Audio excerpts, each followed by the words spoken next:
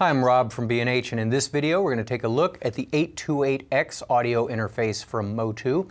The 828 has been around for a while in various configurations. This latest iteration is a hybrid interface that offers both USB 2.0 and Thunderbolt connectivity. We tried it with both an older MacBook Pro with a Thunderbolt 1 connection, as well as a 2013 MacBook Pro which has a Thunderbolt 2 port, and it worked fine with both. It'll also work with PCs and USB 3.0 connections as well. Now, one of the reasons the 828 series has been so popular is that it offers a lot of bang for the buck in a one rack unit size interface. Between the analog and the digital connections, the 828X offers 58 simultaneous channels, 28 inputs and 30 outputs. 8 balanced TRS inputs and outputs are on the back, along with 2 XLR main outputs. These TRS outputs are DC coupled, which means you can use MOTU's Volta Plug-In, sold separately, to sequence analog synths that have CV inputs. All the analog inputs offer digitally controlled analog trim, adjustable in 1 dB increments, and of course you can save those settings on your computer for instant recall. Also back here are 2 banks of TOSLink and ADAT optical inputs and outputs for another 16 channels of digital input and output, 8 per bank, although at 96 kHz you're reduced to 8 total channels, 4 per bank. Also back here are the PDIF in and out ports for stereo digital in and out at rates of up to 96 kHz, although the 828X will record at rates of up to 24-bit 192 kHz. Word clock in and out jacks are also back here, along with MIDI in and out ports, 1/4-inch SMPTE in and out jacks, and the Thunderbolt and USB connections. There's also a 1/4-inch jack for an optional foot switch for hands-free punching in and out of record. The front panel features 2 combo inputs, so you can plug a guitar into the Hi-Z 1/4-inch input or a mic into the XLR input, and they both feature independently switchable phantom power for condenser microphones and 20 dB pads right below the trim knobs.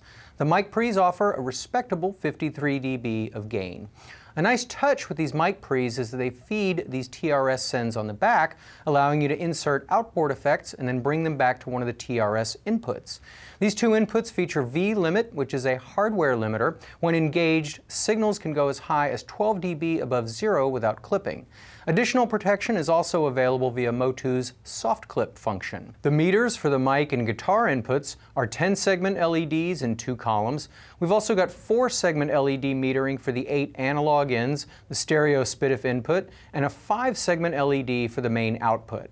There's also an LED for clock status.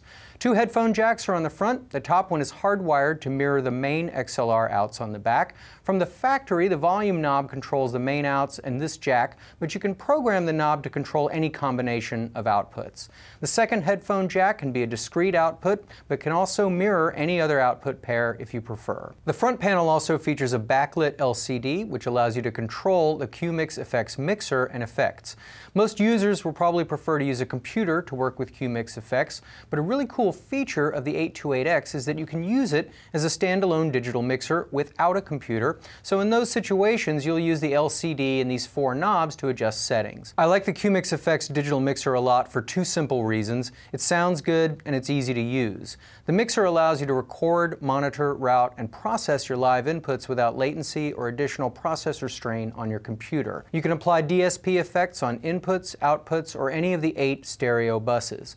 Those 8 buses make it easy to set up custom monitor mixes for your performers and route them to monitors via the TRS outs. QMix Effects also features a 7-band British-style EQ and 2 compressor options, one of which, the leveler, models the LA2A optical compressor.